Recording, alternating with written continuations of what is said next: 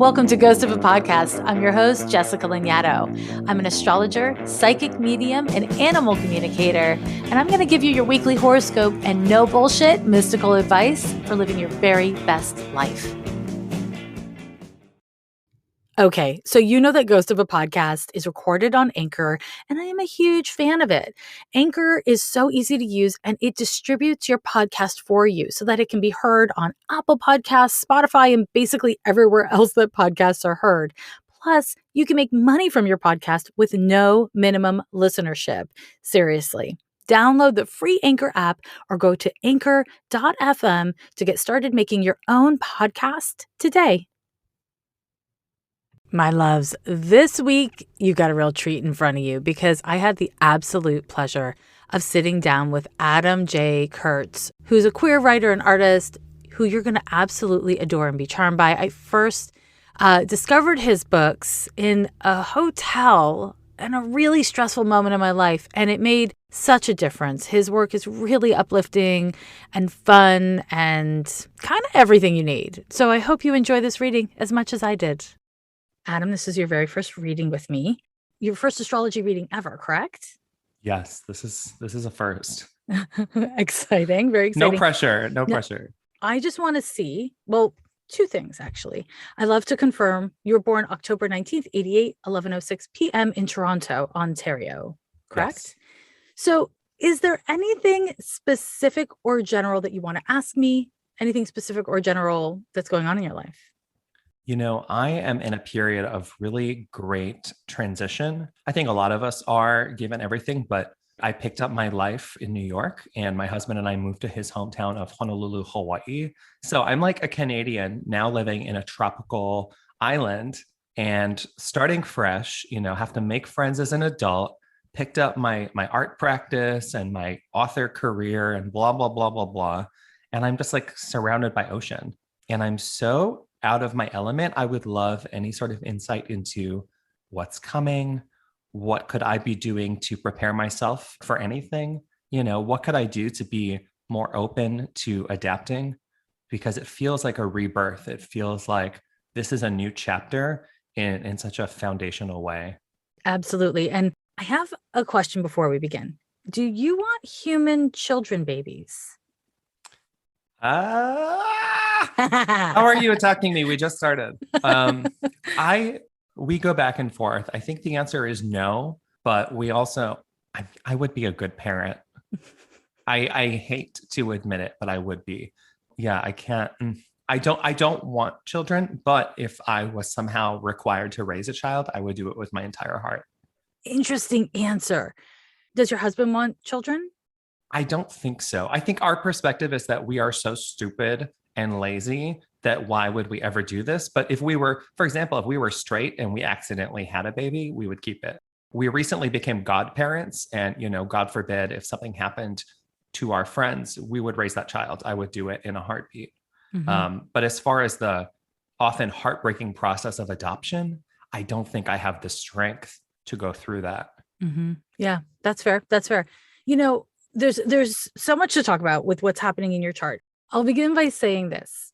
For you, a huge part of your kind of mission in life and your overall wellness is around creating a lifestyle. So like a day-to-day life, an hour-by-hour life that is sustainable for you materially, psychologically, and spiritually. This is like theoretically true for everybody, but for you, it is salient. It's this very material thing for you, especially at your age. You're probably very aware of that. And you're lucky in that the way that your chart is written, it's kind of like your career and your conscious life objectives is in concert with that need. So that's, why you've been able to create a career that brought you from Toronto to New York and from New York to Hawaii, right? Which is a really great place for you to be. Whether or not it's the place you'll be forever and ever is a separate conversation, but it's a great place for you to be, to kind of locate yourself in a new way, which is really what it's about now. The question of children is a really important one. Has this been like active in your relationship recently? It has not, but we became godparents last week. Oh shit. Okay. So that is very new. Okay. So you do have a transit that is activating the issue of parenting right now. And it's a really big, you're going through a lot. Like you're going through a lot. No shit. Sorry. I'm sorry. No. You're going through a lot. Oh, and yeah. This period of your life, and I say this period of your life, I'm talking about the next couple few years. So it's not just this moment. It's not just 2020 or 2021. This period of your life is, if I could kind of try to like create a summary of it, it is about confronting what you need to let go of and positioning yourself both internally and behaviorally in new ways than you have in the past around change.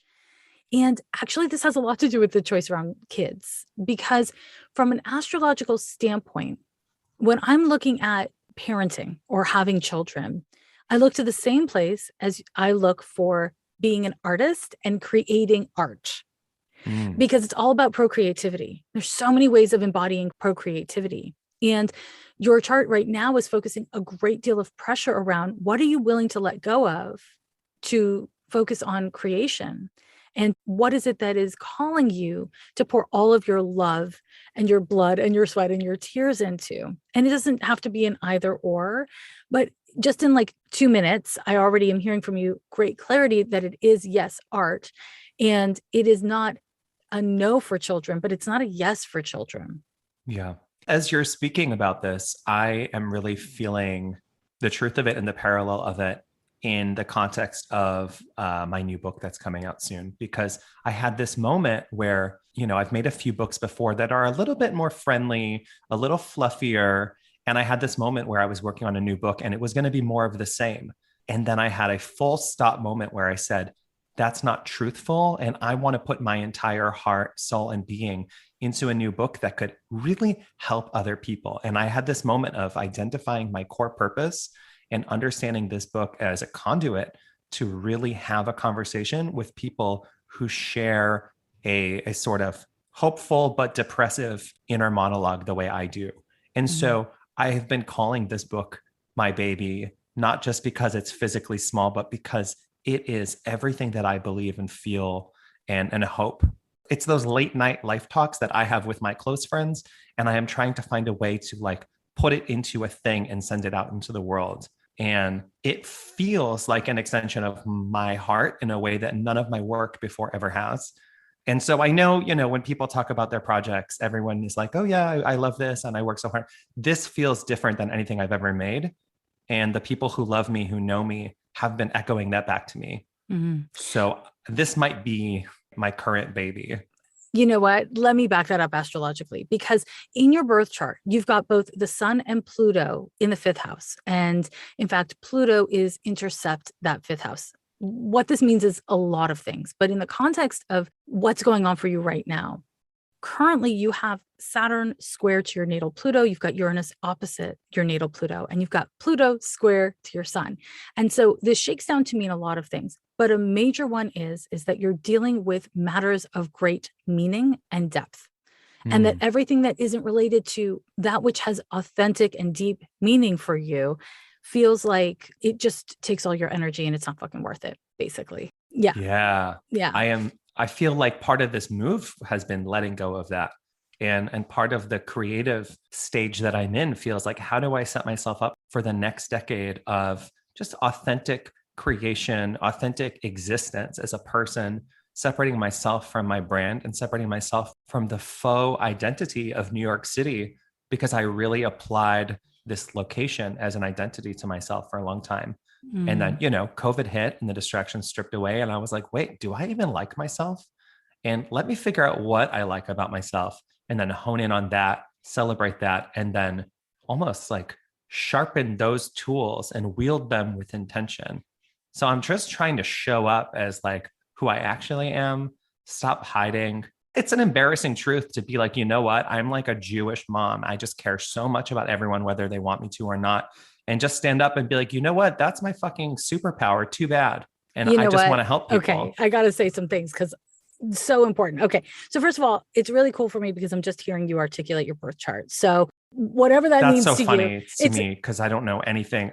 Okay. Sorry. I feel like you're affirming what's been swirling in my head for so long. It's so comforting, but also like foundation shaking just to hear it affirmed from an external source. Yeah. Yeah. rather than it just being this sort of hypothesis about myself that I feel is true, but maybe have also quietly been doubting because can I ever really know myself at all? I don't know. I'm going to return to that, sir. But before I do, you said something both really funny and sneaky a second ago, and I'm going to just jump in on it, which is about having shame around being a Jewish mother and then also starting to come into acceptance of it. You have, as I mentioned, all this stuff in the fifth house. You also have the moon in Aquarius in the eighth. I will tell you what this means. It means that you struggle with shame. And you struggle with not just shame around things that other people said to you or messages you get from society. And there's, of course, lots of negative messaging that you would get around all of that. It's also inherited shame. Whenever we're dealing with Pluto, the eighth house, really any of the water houses in astrology, we can kind of see inherited or ancestral issues. And a huge part of what you are currently and will over the next couple few years be working on is not just how you position yourself in relationship to creativity, meaning, family, whether that's babies or not babies, husband or not husband. It's so much bigger than that.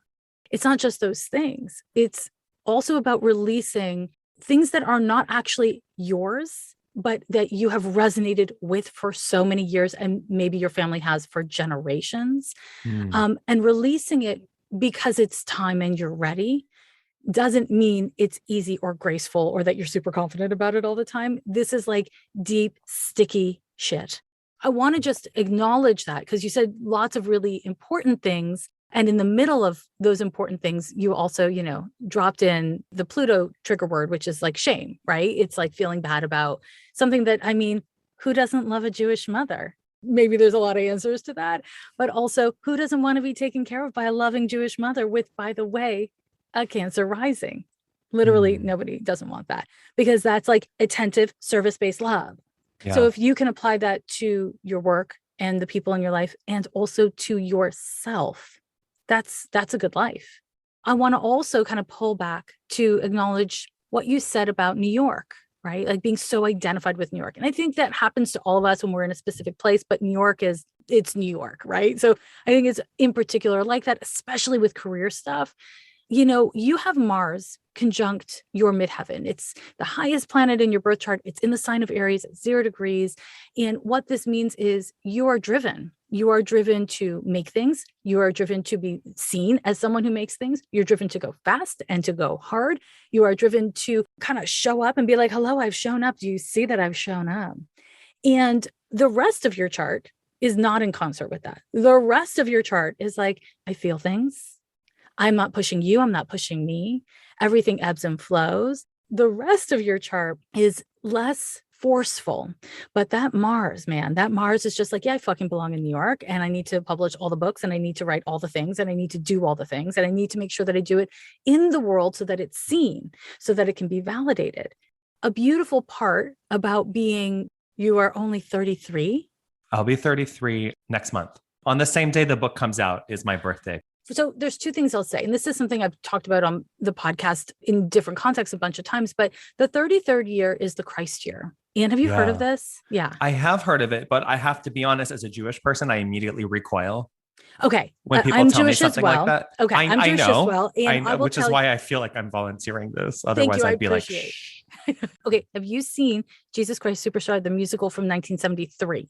I have not. Okay. This is that my homework? I'll take it. It is 100% your homework. I will say, I didn't know anything about Jesus until I watched that movie. I mean, of course, I know some things from pop culture, but I watched that movie and then the Christ year clicked into place for me. And in the movie version, it's like, is he having a spiritual awakening? Is he maybe a little of a megalomaniac? Is he a little mentally ill? Like, what's actually happening here? Did his friend betray him or did his friend try to like call him in? It was a little unclear in the movie, which I really like that part of the Jesus story because the Jesus story to me is not a historical story. It's a myth. No offense to anyone who believes it's a historical story. From my perspective as an astrologer, those three wise men were astrologers and his whole arc, like what everybody's so obsessed with was during his Saturn return. It was the lead up years of his Saturn return around 29. And then he was killed at that double Trinity year of the Christ year. And the reason why it's really important to know about the Christ year is because when you're 33, that year is the pinnacle year of your Saturn return arc. it is when everything that you've worked so hard on since like 27, 28, and certainly 29, it kind of comes to a material presentation for you. You start to really feel what you haven't worked out and what you have. And so it's generally a time of both things really coming together and really coming apart, depending on how you've done your homework, right? Okay.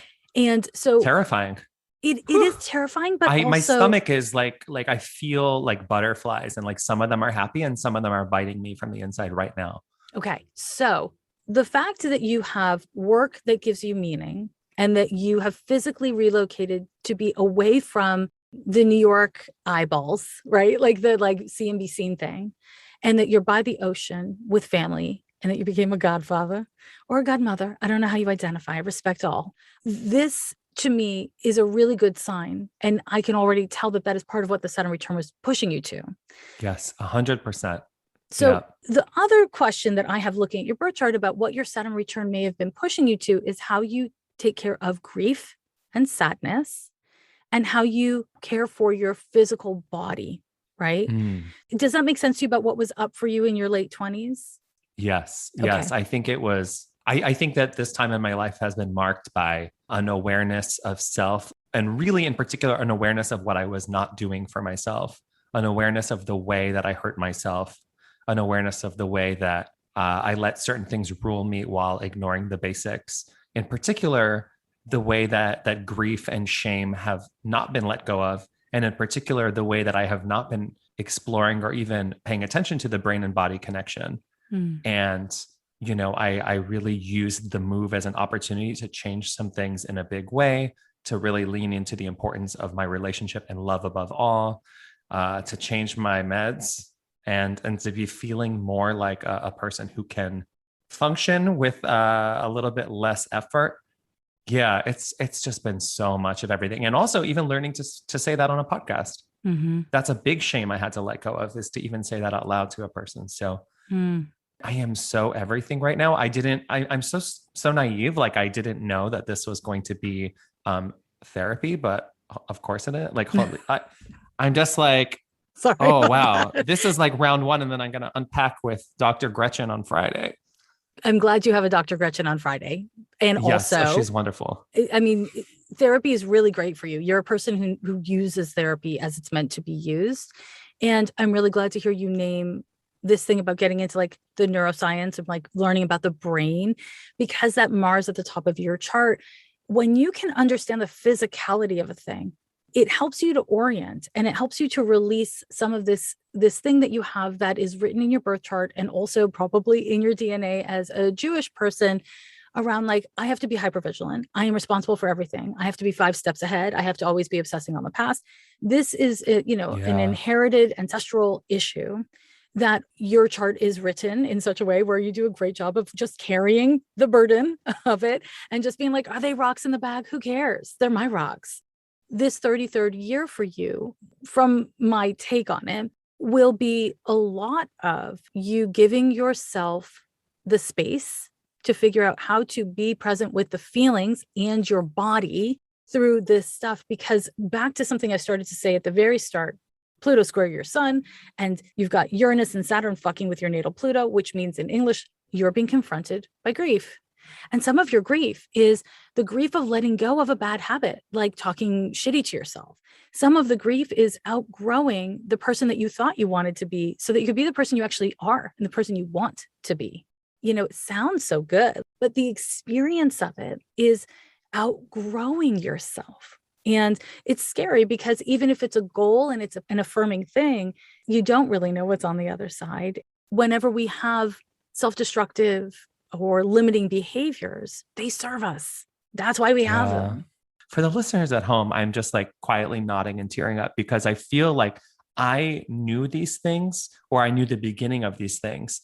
And to hear them said so plainly is like shaking me to my core, because this is it. I mean, this is really what it's been. And maybe I didn't have the exact language to describe it. I'm someone who processes best through the tangibility, right? That's my entire art practice, is making feelings real so I can confront them and then let go of them, or try to. And also I am better at doing work on projects than I am at doing the work on myself. And so as I became aware that this moment in my life was about processing, I made a book about processing so that I would be forced to think about it and address it. And so much of what you're describing is kind of like very succinctly what is in this book. And as you're telling me things, I'm sort of in my mind's eye reading my own words, and I'm like, oh, she's clocking all of it. Like when I created this artwork, that's what that was. Or when I wrote this phrase, that's what I meant. It's kind of fucking me up because I thought that this was like a secret that I was doing this work and no one knew. And here you are just very correctly identifying it. And Well, it's actually a relief to hear someone else say it. And it's a relief.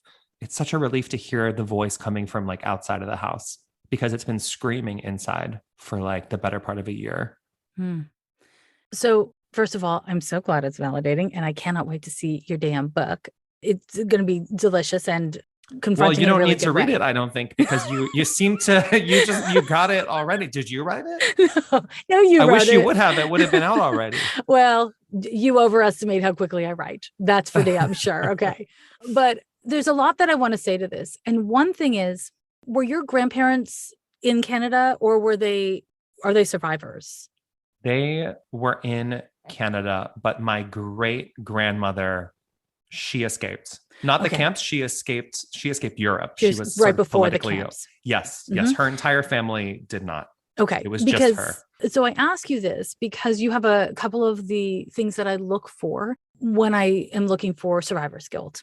And it's not like I actively look, they just jump out at me. But you have a couple of the things. And in particular, it does look like you're related to artists and creators. So you're not the only one Yeah. in the family, eh? No. And there's this shame around being an artist or being a creator when there's so much tragedy and pain in the world that is not just your issue. I mean, I'm assuming it's your issue from reading your birth chart, but it's an inherited issue. It is an ancestral issue.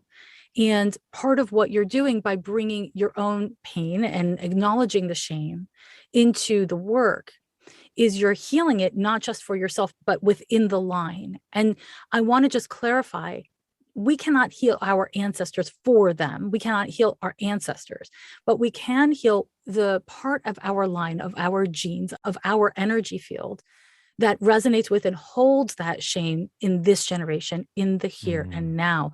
And that is what you are being confronted with. You have been for a while, but really in 2021, it started really intensely in March, and it'll follow you into early What the 22. How do you know that? Well, girl, I mean, it's not my first time. Oh my God. What happened? I feel like I'm waiting for the camera to pop out. Like I'm on like this isn't, oh my God. Okay. Sorry. No, don't be sorry. Don't be sorry. What happened in March? Did something specific, or was it internal? I think there was an internal shift where so we moved here in October and we were living with my husband's parents for a while. And I think March was the first month when it finally hit me, like, you're actually here. Like, this isn't, because we moved in October, it felt like, oh, we're visiting for Christmas or something. March was when I suddenly was like, this is your life. And March is also when I sort of had a final moment with this book project where I was like, no, I know it's done. We locked it, but I need to change something. And I made sort of my final change and then sent the files and said goodbye. You know what I mean? Yeah, And so it felt like both an acknowledgement of like, okay, this project that has helped me process is done. And also that first big wave of processing has brought me to this moment I needed to be at. And so it felt sort of like, this is all a new chapter, but that felt like the first page of that chapter had been turned or a page was turned. Something shifted. Yeah. Yeah. It's going and I felt to, it. what the thing that began for you then will be over late January 2022. And Okay, it I'm is going to mark my fucking calendar. Yeah, dude. you are. Because it's difficult, because it's fucking hard. And it happens twice.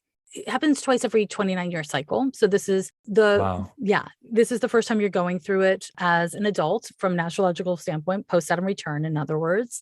And what this transit does is it confronts you with your shame, and it confronts you with your control issues. And in your birth chart, that's this ancestral stuff we're talking about. That's the issue of children. And it's not do I want children? It's, am I supposed to have children? Should I? Mm. Because Pluto is obsessive and compulsive and motivates through shame and through healing. It's all of it. Wow. And so that is what you're going through. And at the same time, the Pluto square to the sun that you're going through, that one began at the end of February, so right around March, and that one's not over until December 19th, 2023. So it's a long transit. Okay. Pluto square to the sun is going to continue to infuse you with really intense creativity that's hard for you. So it's Mm. like you're doing it and you're like, oh, I know this is the right thing and this is really working. And oh, why is this coming from like my bowels? Like, why is this so hard?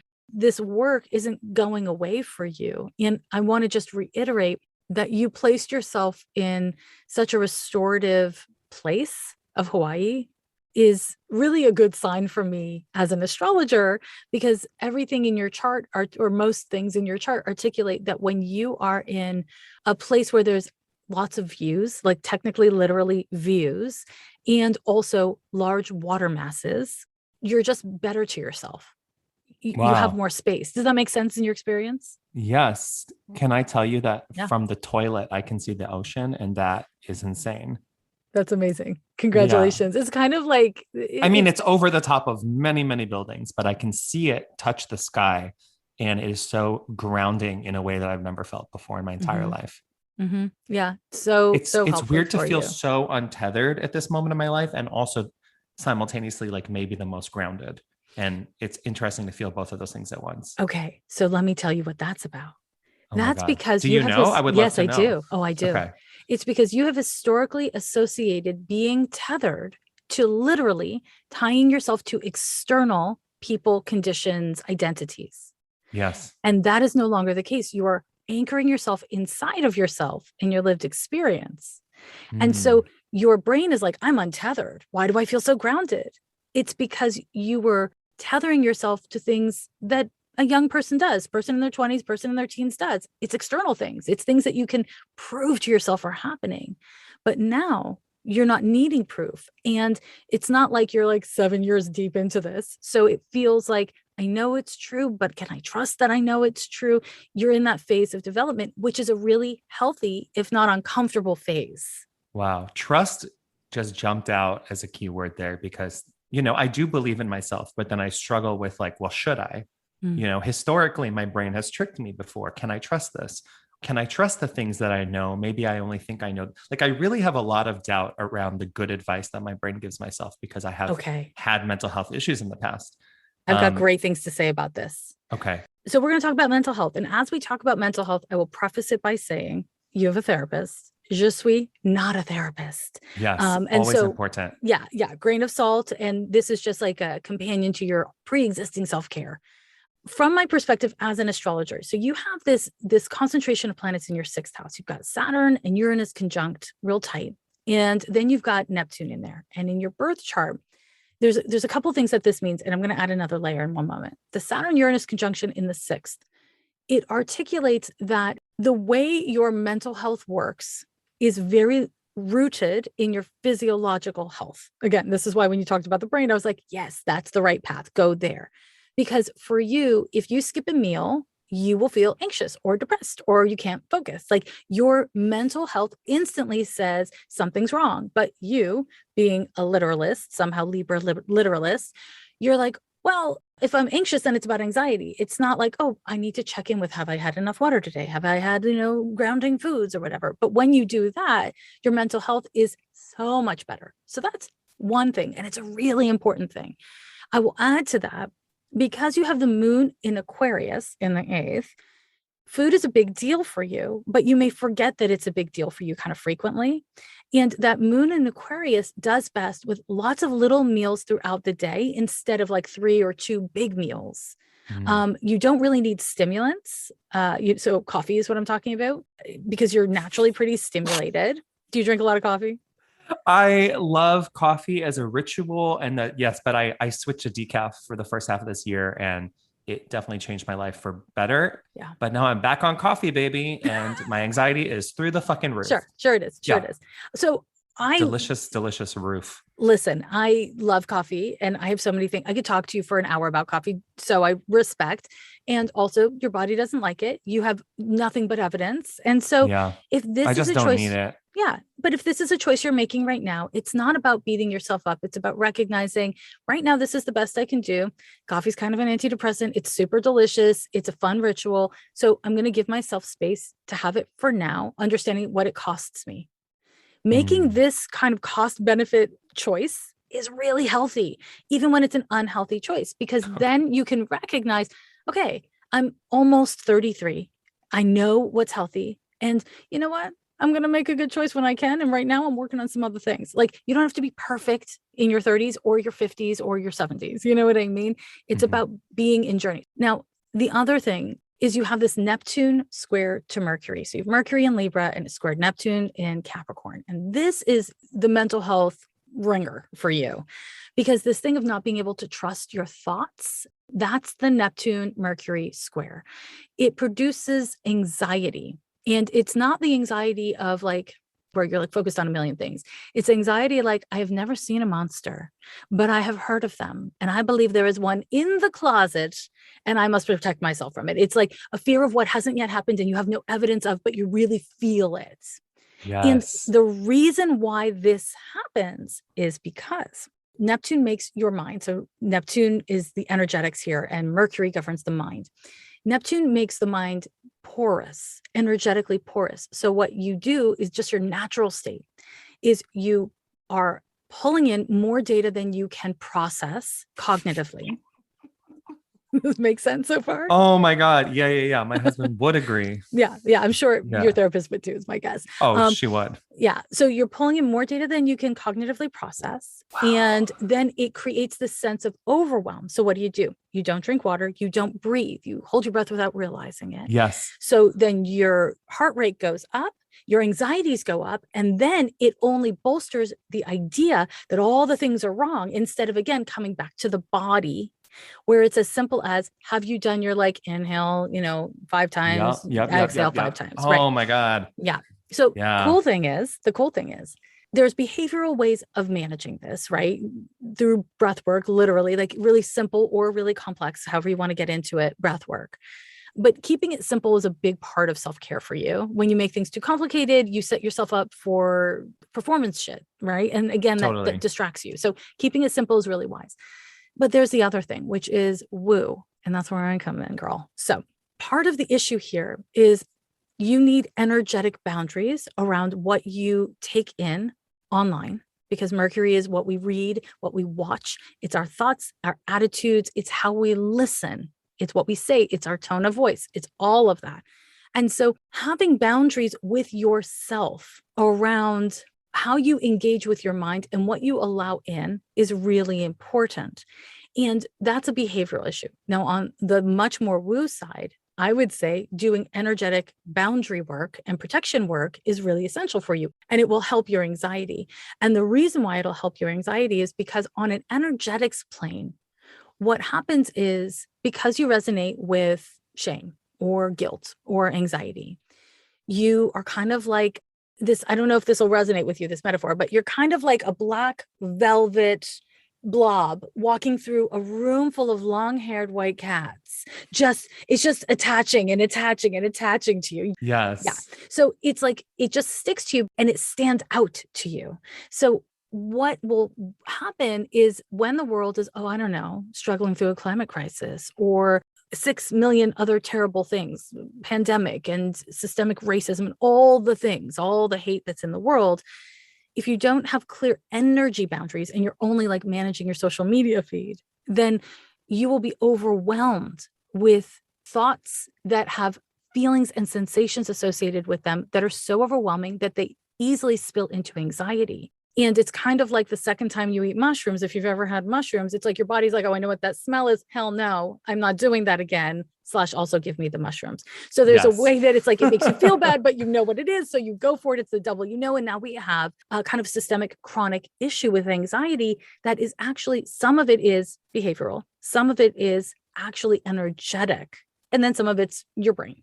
But I think that having this kind of multi-pronged approach to self-care doesn't have to be complicated, but it will help you. And I would imagine that when you're writing or drawing, you are not anxious. I'm a lot less anxious. It's very like flow state. Yeah. From an energetic standpoint, the reason why it's flow state is because you are energetically fixated on what you're doing. You're not just behaviorally fixated, right? So the reason why I kind of bring up that specific moment that you know very intimately is because you already know how to do this. You know how to be energetically boundaried. You just don't think of it that way.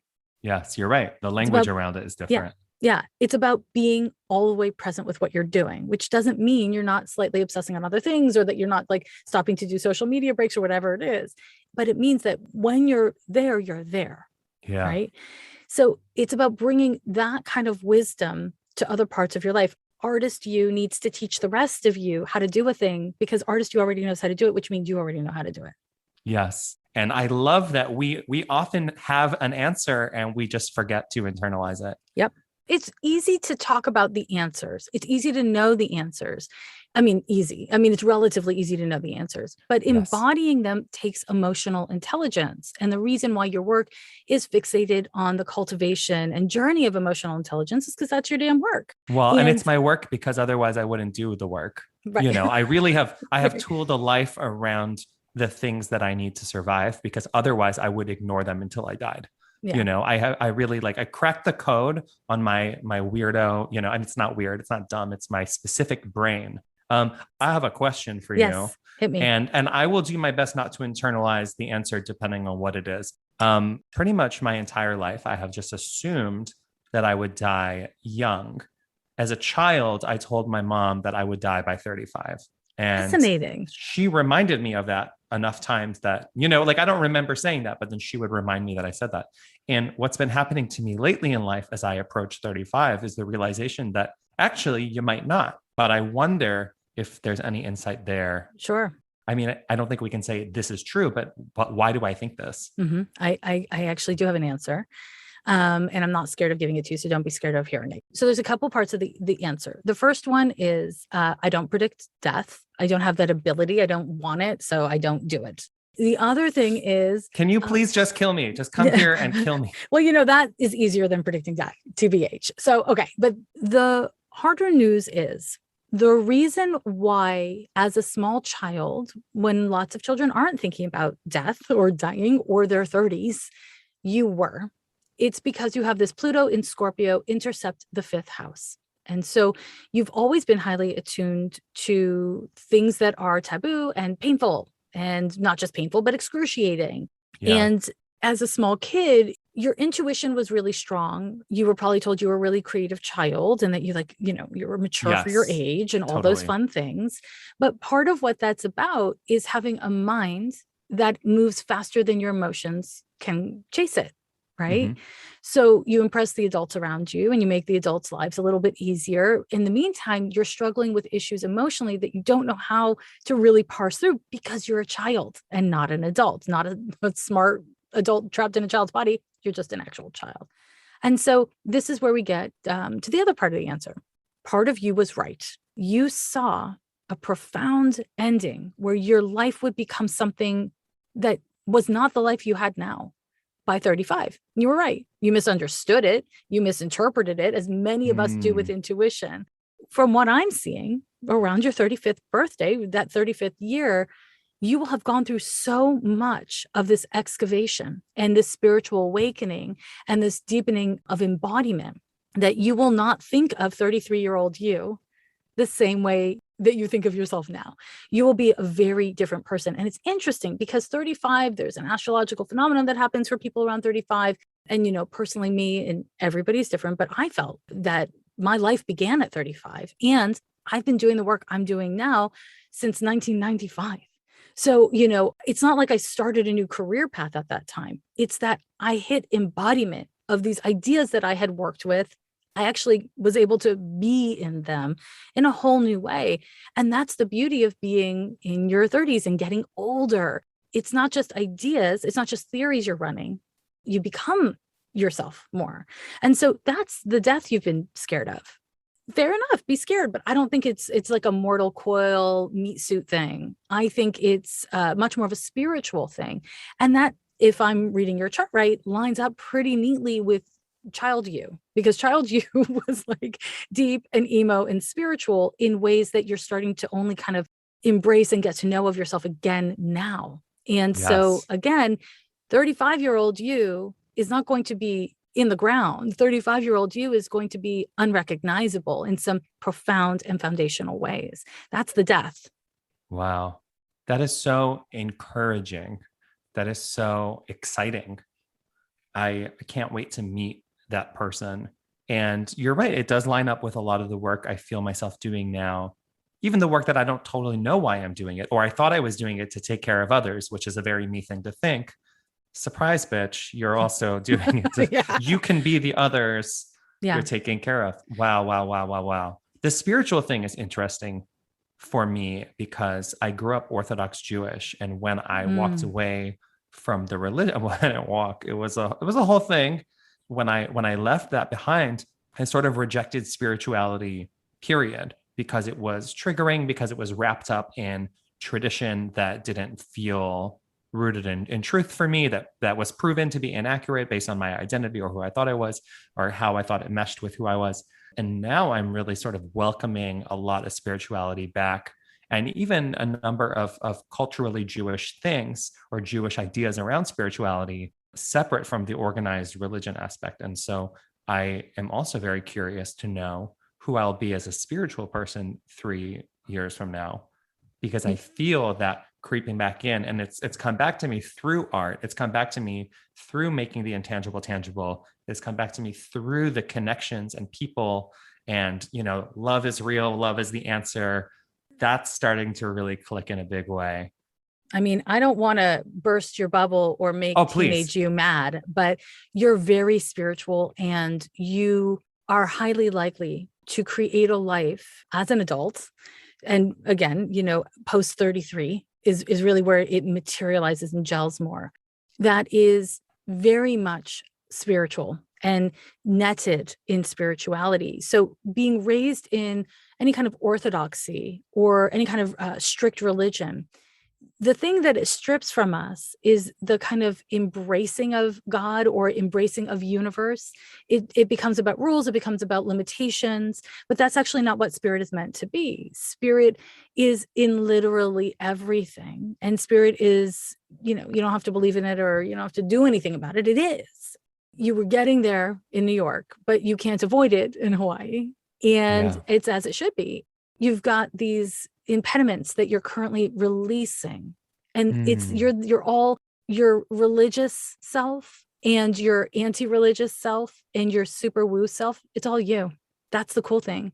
It's all different articulations and choices, and for you, remembering your free will is an important part of being able to step back into spirituality, so you don't feel like you're losing it to religion or cultural doctrines or any of that kind of shit. Yes. And that is something that is difficult for you, but it's in your nature to do. So it's not like foreign to you. It's just hard work, but you're not adverse to hard work. So it's not a big deal. Like, you're going to Yeah. do this. When I look at your chart, in order for you to evade your calling, you would have to do some really dramatic things, like really dramatic things. You And mean like dye my hair blonde? so, The or I was most thinking, dramatic thing a gay man can do. Yes. I was thinking orange, but okay, fine. Ah. I actually meant drugs. Drugs. Yeah. Drugs would be a great way for you to detract yourself from your calling. It would be probably the best and most efficient way. Which You, drugs should I do you no, do no, drugs? let's Do you do not. many drugs? I smoke weed. I've dabbled with a few other things. Like I enjoy like a mushrooms moment, like once a year. Like Mhm. it's for me, it's social and it's contextual, and there's lots of bottles of water, Great. standing by. Great. Right. Okay, Yeah. good. I'm like the safe drug mom. Great. That's what I would like to hear. And it makes sense because I pulled out the mushrooms metaphor earlier, but that's fine. I would advise you very passionately to stay away from opiates. And if you, for some medical reason, need to get it, like need opiates to have a plan, with a therapist about how you'll manage and just how you'll manage and check in with yourself around the use of opiates and again, stimulants. I think I maybe even know this innately. Like I've been prescribed pain medication and just not taking it. Smart. Because I'm a little bit like, we don't know about this. Your physiology is addictive. Yes. And oh my God, yes.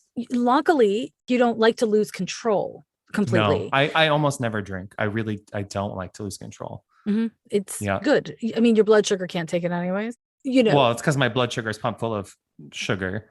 Through pure cane sugar, right? Yes. Well, and to that end, actually, you do have to be careful. I don't know if there's type 2 diabetes in your family, but it kind of looks like it. Yeah. So you have to be careful about behavioral modification.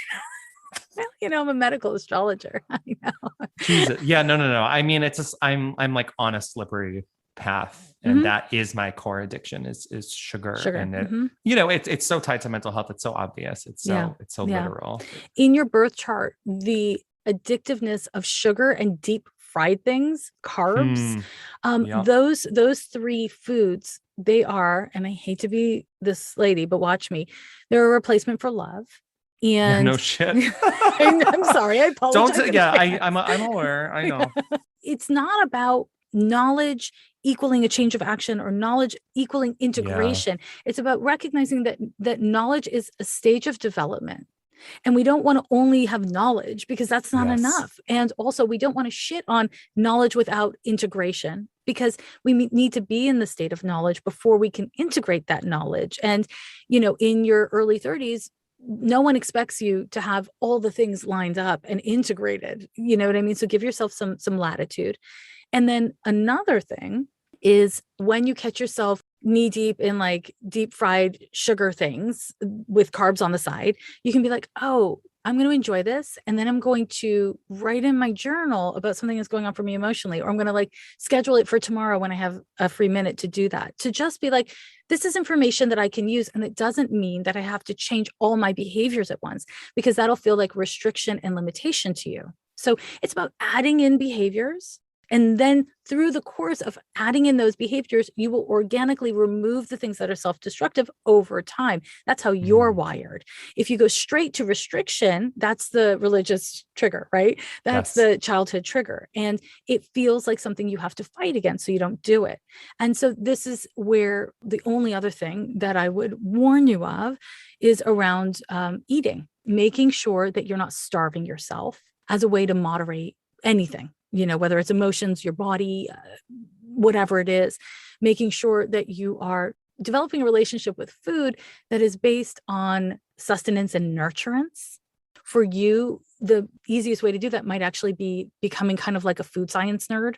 And when you have, again, that knowledge over the course of time, you integrate it pretty organically. It's just not instantaneous. And, you would like for it to be instantaneous. Yes, please. Yeah, but no. Yeah. So wow, you're really clocking a lot of things. I have not vocalized this to many people outside of, I think, my therapist, but I sort of recently. All right, we're doing it. I recently sort of embraced the fact that I do suffer from versions of disordered eating, and that is the label for it. I think I'm so label averse. I tell myself that can't be me. That couldn't be me because I'm not that. And I'm really coming to terms with this like in the last month and a half. And so for you, we started with junk food, but for you to just talk about eating and restriction, and then also the context to religion and to Judaism, which has a lot of fast days built in. I don't know if that's a connection or not, but for you it is. For someone else, it might not be, but for you it is, because it's tied into, we don't fast in Judaism. We fast to release sins. We don't stop eating. We stop eating because we've done something wrong and we're trying to atone for it. And that narrative, the way it lands in your nature and in your physiology, it can become disordered eating or a disordered relationship to eating. And so the cool thing about Judaism, though, and I was not raised religious, so you know more than I do, but the cool thing about it is there's also a lot of rejoicing around food. you know? Yes. And I Yeah. think if you're going to do anything, ritualistic around Judaism, it should for sure be, Shabbat, because it's about lighting candles, honoring the dead. It can be a very political event where there's like spirited discourse about the world and food, like a shit ton of delicious food and a spiritual relationship to that food. So many people who were raised in religions that were harmful to them describe what you've described, this feeling of like, I've just throw it all away because it hurt me. And for some people, that's just where you land and that's where you should stay. And that's healthy and good. And for other people like you, that's a phase of development that's important and it's essential. Finding your way back to a relationship to more than the material, right? Something spiritual, whatever that looks like for you. It doesn't have to be a full rejection of the religion you've left. It's a rejection of the version of the religion you've left, because Yeah. I'm sure that there's a lot of different kinds of Judaism. Your family's experience of it and expression of it is specific to, whatever congregation you're from, but not to all of Judaism throughout time. And there is a way that your brain works where when you get interested in something and you do your research and you start like kind of taking in more data, it just kind of organically starts to take shape. That flow we talked about with your creative process starts to take over. And so I do think a good piece of homework, not necessarily for 2021, it could be a 2022 thing, would be to do more research into Judaism, not religious research, cultural research, historical research. And you will inevitably encounter religious research in that, and let that all just kind of be what it is. And also have a nice therapist to process it with, to see where there may be wounding that you can actually release, because it's actually not your trauma anymore. And Yeah. again, we're coming back to that little kid self thinking, oh, 35, I'm going to be dead. That's part of it. This idea of death is, from my perspective as a medium, it's kind of a misunderstanding. The body dies, this life ends, but the soul does not live inside the body lives inside the soul. So when the body dies, the soul still lives. So it's not death exactly. And that is why they call coming the little death, right? That's why we say that we can grieve an apartment, a relationship, a person, a period, right? Because these are all little deaths. It's about letting go and allowing that ending to change things irrevocably. And that's, I don't know, it's painful and it's difficult and it's scary, and it's also delicious and gorgeous and what makes life worth living and worth fighting for. It's all the goddamn things. The theme of death and dying and grief and releasing and starting over, this is intrinsic to your superpowers and your biggest insecurities. This is your shit. So Oh, yeah. this is your shit. So this is like stuff to be really excited about and interested in. And then of course there'll be those dips, but it's interesting because even though that shit is your shit, like if you have any kind of mental illness or mental health struggles, it's not around that actually. So your mind might fixate on those ideas, but it doesn't actually come from those ideas. And that's, to me, as an astrology technician, very interesting, because it affirms that you're living in a way that is engaging consciously with those themes. And that's what you're meant to do. You're not meant to not care. You care. You care very fucking deeply. And that's what you're meant to do. And part of caring deeply means suffering. Not to be too Jewish about it, but it means suffering. So, there's a gift in the suffering. There's a gift in all of it. Now, we do have to wrap up anyways, but I want to see, is there any kind of like final question? Is there anything that, you want to ask or say before we wrap up? I think that you've given me a lot to process.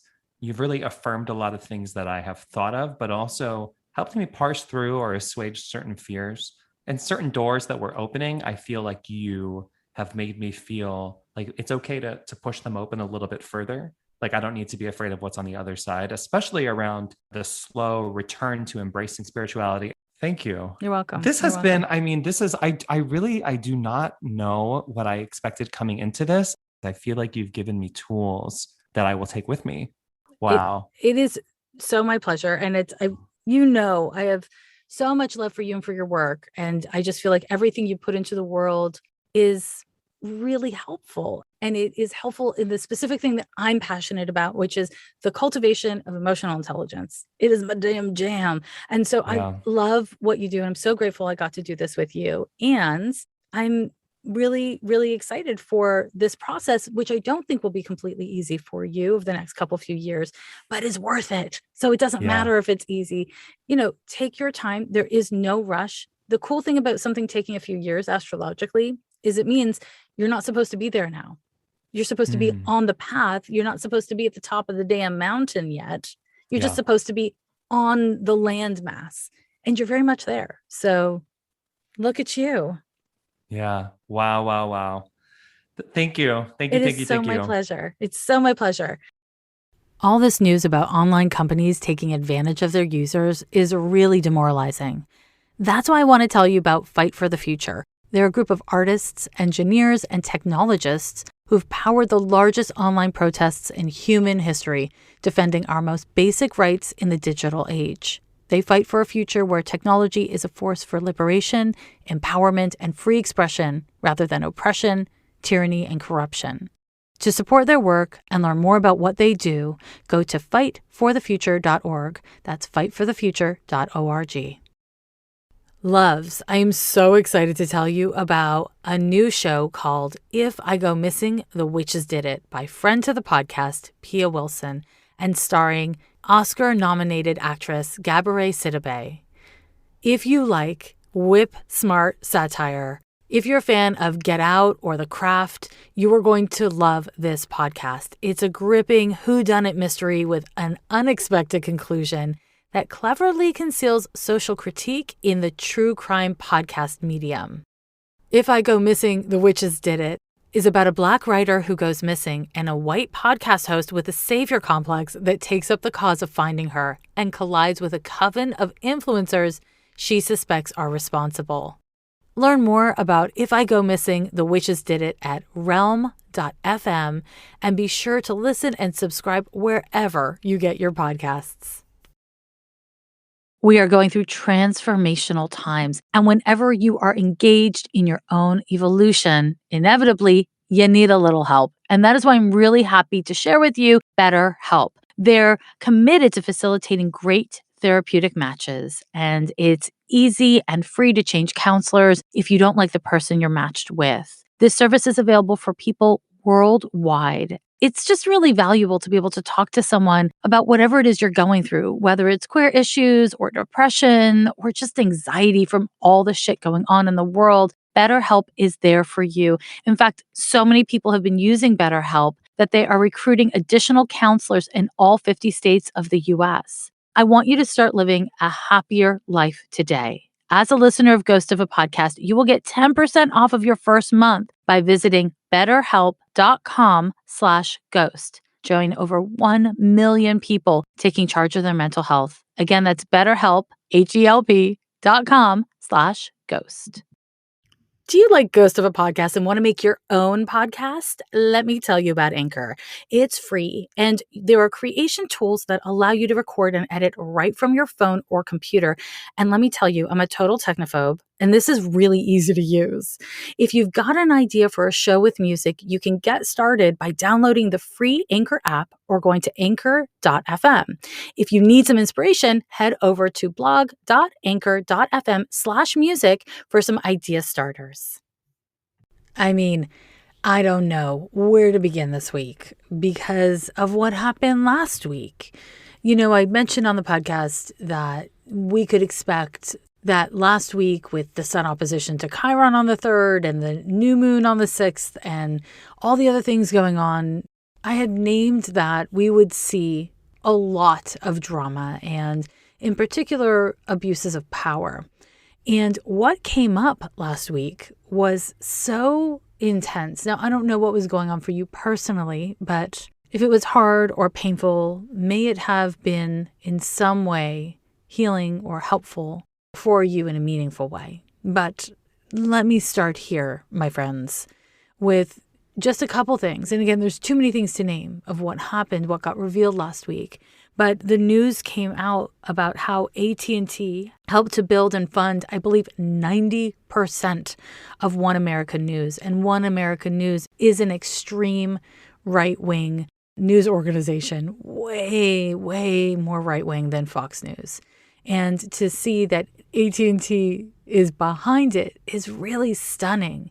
We also had the Facebook whistleblower speak before Congress, and we learned so much. Things that we probably already knew, but now we actually know. There are papers, and they are damning about how Facebook reportedly facilitated drug and human trafficking, promoted eating disorders and conspiracy theories and misinformation that they knew were dangerous, that they knew would spark all the division it has sparked. It's been done very much to promote company over country. In the words of Zuckerberg, company over country. So we actually have a whistleblower who came with every single one of the receipts and is telling the world.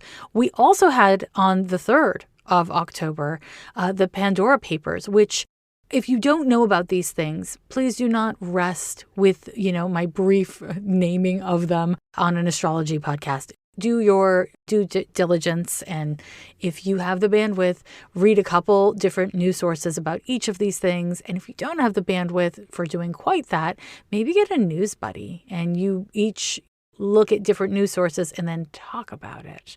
Because what we don't want to do is be like, oh, well, world's corrupt. What am I going to do about it? And keep on moving. It's important that we are informed and that we care, And if you've got money, if you've got power, if you've got skills, use them in whatever way you can. What way is that in this regard? I don't fucking know. I don't know. It's very overwhelming. It all just happened. But it's important that we're thinking about these things, that we're talking about these things, and that we're having these conversations in public, and that we're putting pressure on elected officials, and that we remember that we live in capitalism, which means that where we put our money is an active investment in that thing and a consent to what they're doing. So, if you are able to leave AT&T and its products, yeah, fucking do that, because this is some bullshit. Anyways, Pandora Papers. I don't know if you've heard about this. Unfortunately, it is not getting the coverage that it deserves. The Pandora Papers leak 11.9 million confidential documents, including naming names of billionaires and celebrities and politicians, heads of state, and exposing them for using offshore companies and basically hiding their assets and trusts. This is bombshell reporting, and it is years in the making by so many journalists. It is the largest investigation in journalism in history, and it exposes a shadow financial system that benefits the world's most rich and powerful. That's according to the website of the ICIJ, and that's the International Consortium of Investigative Journalists. It's a big fucking deal. It's a big deal. In fact, if you would like to support the ICIJ, which I really encourage you to do, we need to support independent journalism and investigative journalism. You can do so by just going to their website. It's icij.org and donate to support their work, because it's a really big deal. But all of these things are being revealed, and it is so tempting to want to say, oh, well, life isn't fair. This is fucked up. Moving along. But we can't do that, because if we do that as a society, if we don't participate, if we don't care, we're consenting to it on some level. And of course, it's not that fucking simple. It's not my fault. It's not your fault. We all have our lives going on. I don't know where to begin. You probably don't know where to begin. If you do, please tell me where to begin. But it is important that we don't just kind of shrug and move on. And it is important that we take pains to try to understand what this stuff is about, and to understand who benefits from it, who benefits from all of these terrible things. Realistically, can we just hop off of all toxic social media platforms? No, that's all social media. And the whole world exists around social media, especially during a pandemic. So I don't have any simple answers, but I want to just acknowledge that all this crazy shit came out last week. And we, at Ghost of a Podcast and Friends, were expecting some crazy shit to come out. And there it is. And when problems are revealed, whether in your relationship to someone in your personal life, in your relationship to your body, or in society at large, it takes time and it takes many people to kind of unpack and understand what the hell's going on and then to come to action.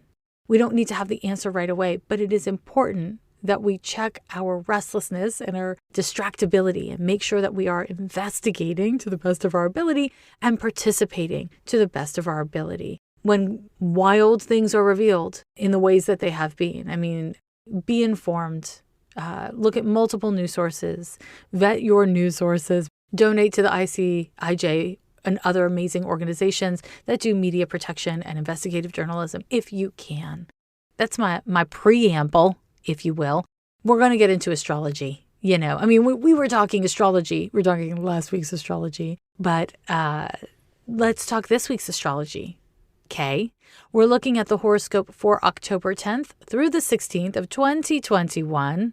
You don't need to buckle up for once. I've got a pretty chill horoscope for you.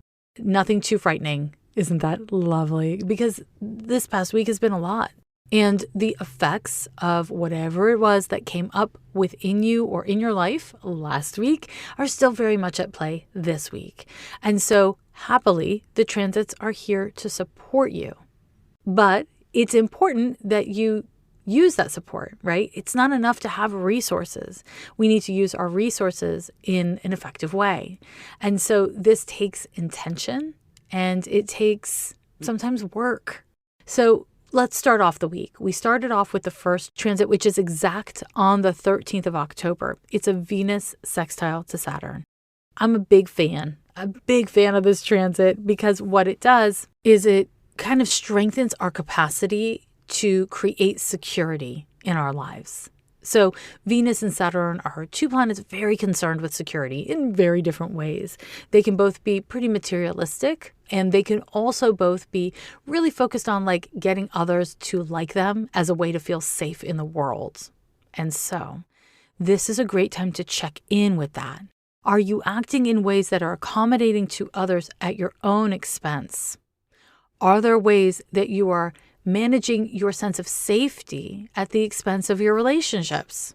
This is a great time to ask these questions because it's not a crisis. And when we use the sextiles, the sextile between any two planets, it makes it easier to bear when the next square comes around. That's a damn hot tip. This Venus sextile to Saturn, it's a great time to check in with essentially whether or not your actions reflect your fears or authenticity. Whether or not your relationships reflect your fears or what's authentic in the here and now. And honestly, we all have relationships that reflect our fears. It's normal and human.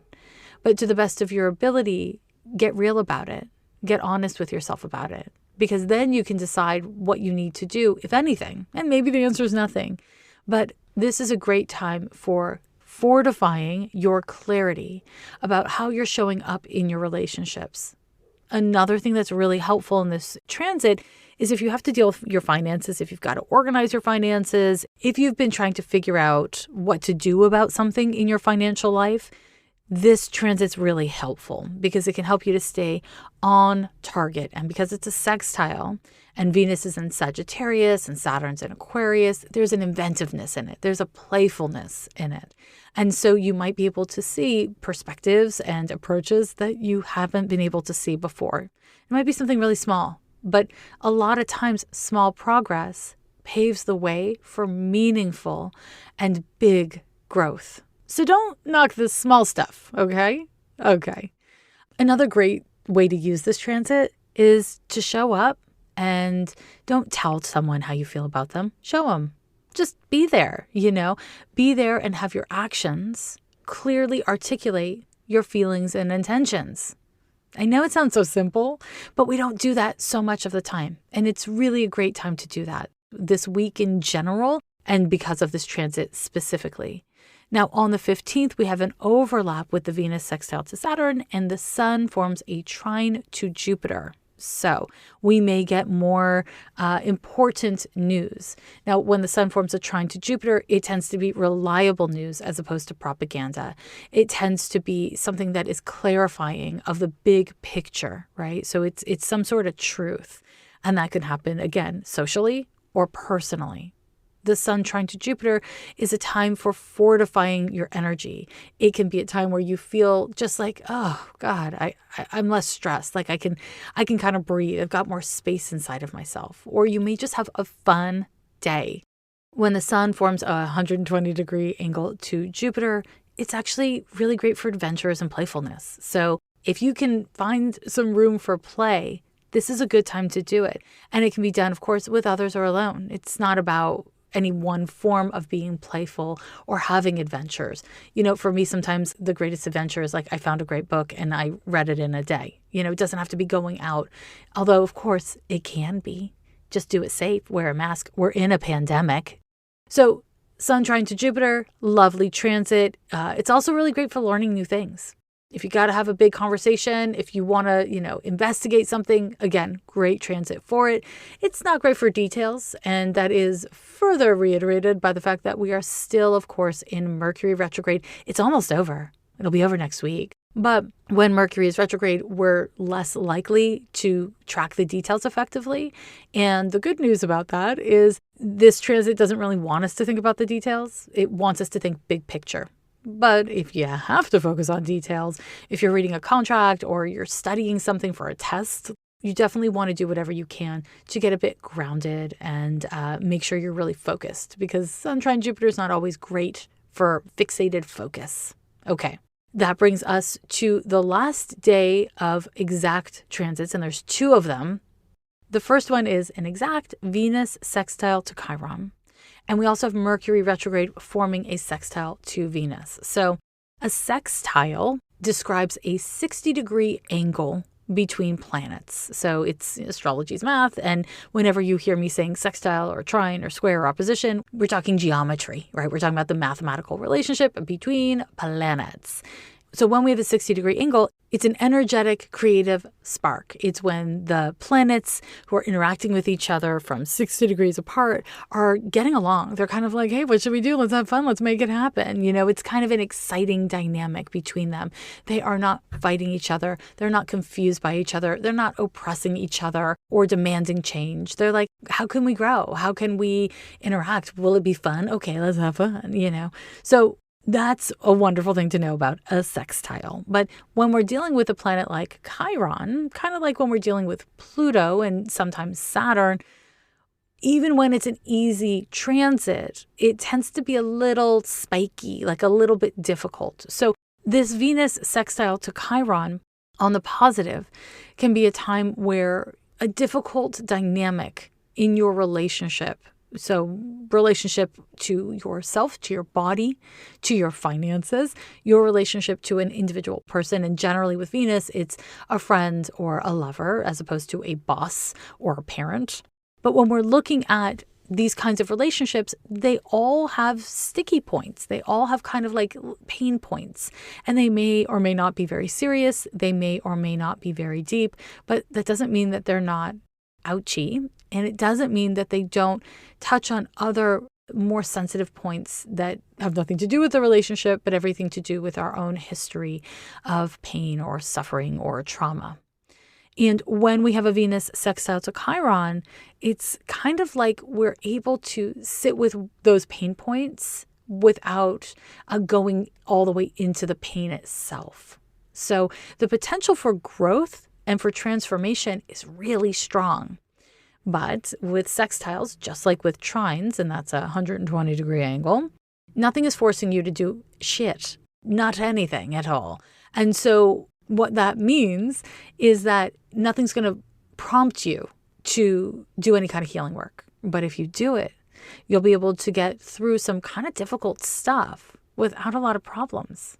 And that's really cool. I love talking about the benefic aspects and transits because they really do support us in making the most of our life, and not from a motivational structure of pain or suffering, but instead of choosing to heal, choosing to grow, choosing to become more whole. Kind of exciting. Am I right?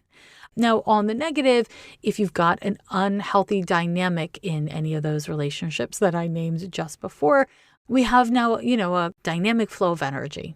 And so if you don't interrupt an unhealthy dynamic in a relationship or an unhealthy dynamic in your relationship to yourself, it's just going to keep on trucking. It'll keep on trucking. It'll just keep doing what it does, and it'll be working well. So we know this when we talk about the legal system and so many unfair laws which exist. They're unfair. They're not humane. They're not just, but they're functioning exactly as they're meant to, right? So that's a really great example of not everything that's functioning effectively is actually good for us, right? When something is set up and it's inherently flawed, when it's thriving, then those flaws become bigger and stronger and more entrenched. And this is true, of course, socially as well as very personally in our lives. And so this is a good time for checking in with, if something's not working for you, how are you participating in it? In what ways are you consenting to engage with that dynamic? When we can find our own agency, nothing changes overnight, doesn't even necessarily feel better, but we are better empowered to make choices, and choices that ultimately make our lives better and easier. Maybe not in the short term, but for sure in the long term. Okay, and that brings us to the last exact transit of the week. We've got this Mercury retrograde sextiling Venus. This transit is just social. It's just a nice little texty, hang out with friends, enjoy a great TV show kind of vibes. Nothing too spectacular, but really lovely for social connection. Mercury is communication and Venus is socializing. Mercury is kind of the platonic side of connection. It's talking and listening, joking around, all that kind of stuff. And Venus is more sensual. It's more about how you feel in your own skin around other people. This sextile is really just lovely for connecting with people in a way that feels good, or enjoying or connecting with art or creativity in a way that feels good. It's lovely, but not too spectacular. I'm going to run through these transits because here we are at the end of the week. We've looked at the week of October 10th through the 16th, and on the 13th, there was an exact Venus sextile to Saturn. On the 15th, there was an exact Sun trine to Jupiter. And on the 16th, Venus was exactly sextile to Chiron, and Mercury, still retrograde, was exactly sextile to Venus. Those are the transits. And as always, if you're interested in tracking the transits and not getting taken by storm, and especially, of course, if you are a student of astrology, please do subscribe to Astrology for Days, the tool that I wish I had when I first started studying astrology in the early 1990s, because I'm old. And that I could have used at every single stage of my study and private practice of astrology. It's a tool I personally use every day, many times a day. While I'm inviting you to do shit, also, please do subscribe to the podcast. It does make a big difference. I don't want to put any pressure on you, but Panda Elizabeth Henry, my cat, has been talking to me about it, and he's just been really thinking a lot about whether or not people actually subscribe to the podcast, that love the podcast, whether or not they write 5-star reviews. He was feeling emo about it. It's been an intense couple weeks. It was a new moon, whatever. He can be emo. So don't do it for me. Just do it for Panda Elizabeth Henry. Okay, I'll talk to you next week. Bye. Every year they say the end is near, but we're still here. Yeah, we're still here.